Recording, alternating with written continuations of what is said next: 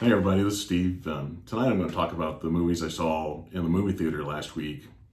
I was on vacation from August 13th through August 22nd, and I actually saw 7 movies during that time. That breaks my personal record for the number of movies I saw in the theater. And as far as the movies, I saw 5 movies at a Regal theater, like 3 different Regal theaters, and I saw 2 at AMC. And after I make these reviews, I always go on a website called Letterboxed. That's a Letterboxd.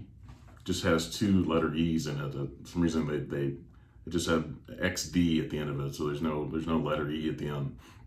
The way I found this website, it's from this YouTube channel called Haunted Hippie. It's run by a person named Kylie Johnson. I heard about this last year, and she would talk about it on her channel, and I thought it was kind of interesting just to kind of get my thoughts after I see a movie. You can go on Letterboxd and just give your review. It's all pretty much done by non-professionals for the most part. I think maybe some professionals might give their reviews on it as well, but Kylie is I think she's her channel is kind of up and coming, and I think she could do professional reviews. I think she does a great job, and so I would say that she has just over 5,000 subscribers. So I would call her possibly professional by now as far as the quality of her reviews. I think it's professional level. So I would recommend you check out her YouTube channel. I'll put a hashtag on my video if you want to find her.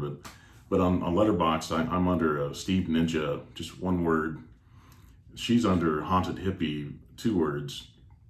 But it's great to kind of just check out what other people think of a movie, and it's all kind of subjective. So I may love a movie and somebody else may hate it. So it just kind of all depends. But so on August 13th, Friday the 13th, I went to an AMC and saw Respect with Jennifer Hudson and Forest Whitaker. I gave it 3.5 stars. I thought Jennifer Hudson's really great, and so is Forest Whitaker. But I thought the movie was maybe a little bit too long, and it kind of covered too much of her life story. Despite being a long movie, it still skipped over parts of her story, and they kind of assumed that you sort of knew her life story already. So I gave it 3.5 stars. I thought the acting was great, but overall, I just thought the movie wasn't edited quite well enough. But so on Saturday, I went and saw Free Guy, actually with my stepdad. I think all the other 6 movies I saw I saw by myself. A lot of them were during the day on a weekday. So, but I saw this at a Regal theater. Originally, I gave Free Guy 4 stars.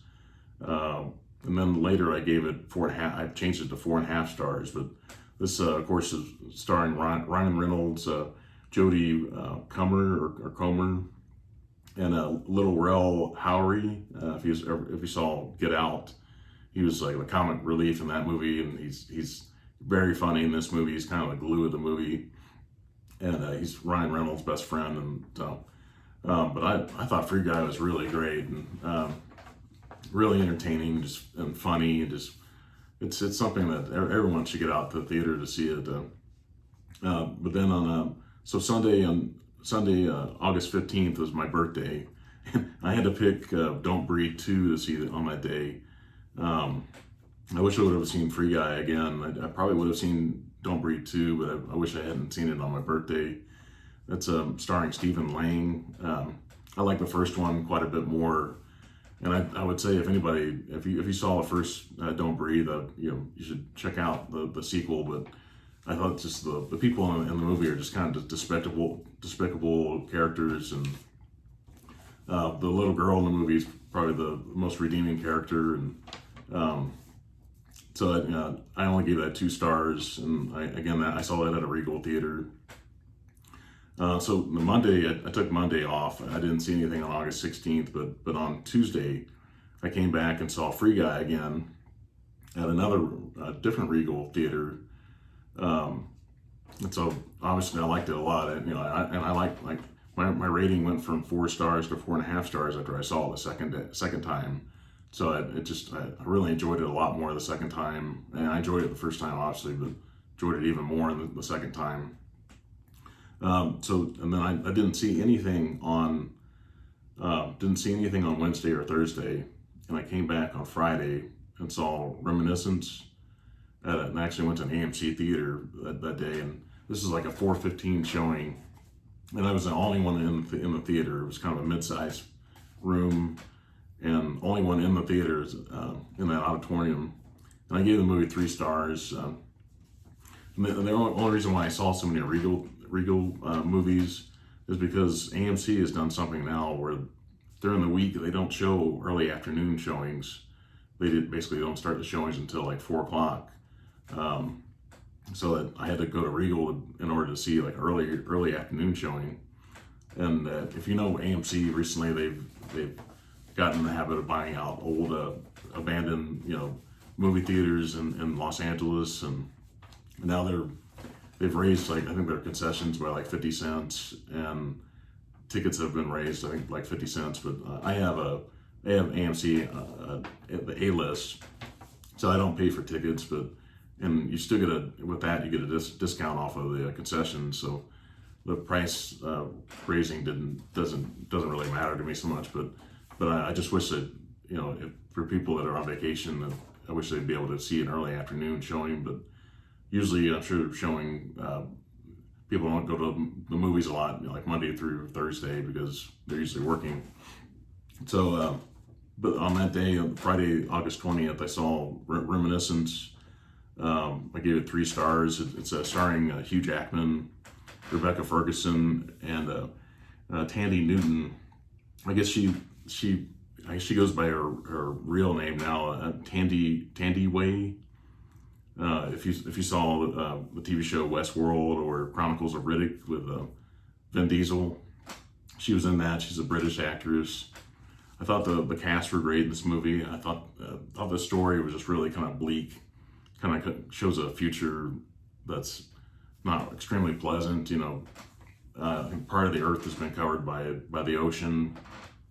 The ground has like standing water, and it takes place in Miami, Florida, and part of like New Orleans. So I thought just the story, I thought the acting was great, but the story was kind of bleak and kind of depressing in some ways. But I would still recommend people see it. That might be something you might want to wait to watch it on streaming, possibly. But so on Saturday, I saw The Protege at another Regal theater. That's directed by Martin Campbell. If you saw GoldenEye and Casino Royale, he was the director of that. So he's an outstanding director. It's starring Maggie Q, Samuel L. Jackson, and Michael Keaton.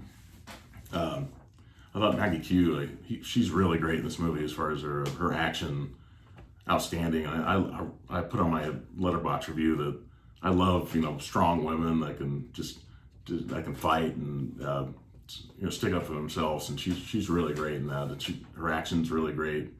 Michael Keaton, he's almost 70 years old, and he could still play Batman. He's going to be in the Flash movie, Flashpoint.